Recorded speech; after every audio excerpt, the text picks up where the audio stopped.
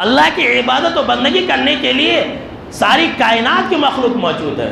یہ چرند، یہ پرند، یہ شجر و حجر، یہ درخت، یہ پہاڑ، یہ سمندر، یہ جتنی بھی ساری مخلوق ہے وہ سب اللہ رب العالمین کی عبادت و بندگی کرنے کے لیے تیار ہے.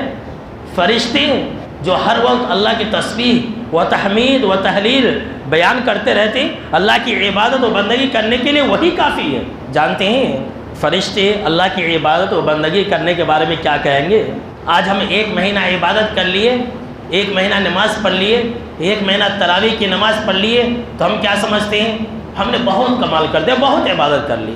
ذرا یہ حدیث سنتے جاؤ میرے دوستو. فرمایا حبیب کائنات جناب محمد عربی صلی اللہ تعالیٰ علیہ وسلم نے کہ کل قیامت کے دن حشر کے میدان میں اللہ رب العالمین ترازو کو رکھے گا، اور وہ ترازو اتنا بڑا ہوگا کہ اس ترازو میں آسمان اور زمین کو بھی تولا جا سکتا ہے. جب اس ترازو کو رکھا جائے گا فرشتے دیکھ کر کے گھبرا جائیں گے اور کہیں گے فرشتے کہ اے ہمارے رب تو یہ ترازو کیوں رکھ رہا ہے؟ اس ترازو کے ذریعے تو کس کی وزن کرے گا؟ تو اللہ رب العالمین کہے گا کہ اے فرشتوں، میں اپنی مخلوق میں سے جس کی چاہوں گا اس کی وزن کروں گا.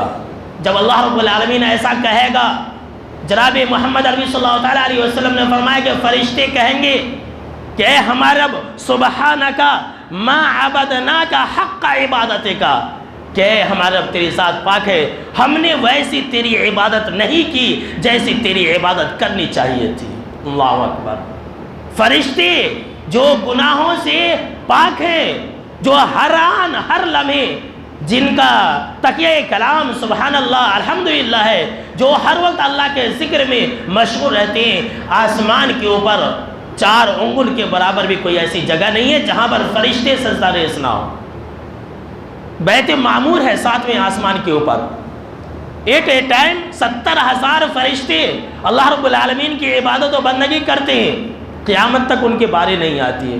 اتنے زیادہ فرشتے، اتنی زیادہ عبادت کرنے والی مخلوق ترازو کو دیکھ کر کے یہ کہے گی کہ اے ہمارے رب تیری ذات پاک ہے، ہم تیری عبادت کرنے کا حق ادا نہیں کر سکے. اور ایک ہم انسان ہیں کہ 1 مہینے عبادت کر کے ہم اور آپ پتہ نہیں کیا سمجھنے لگ جاتے ہیں اور اللہ کی عبادت و بندگی سے دور ہو جاتے ہیں.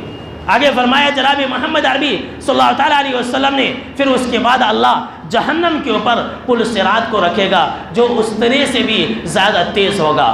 جب پل صراط کو جہنم کی آگ کے اوپر رکھا جائے گا تو فرشتے اللہ سے پوچھیں گے کہ ہمارے رب یہ پل صراط تو کس کے لیے رکھ رہا ہے؟ تو کن لوگوں کو عبور کرائے گا، کن لوگوں کو پار کرائے گا؟ اللہ کہے گا کہ میں اپنی مخلوق میں سے جس کو چاہوں گا یہ پل صراط پار کراؤں گا.